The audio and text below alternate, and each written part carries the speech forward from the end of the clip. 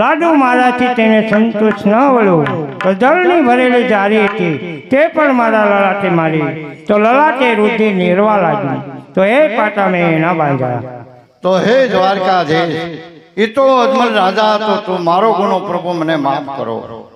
હા, ભક્તોને માટે ગુના હંમેશા માફ જ હોય છે.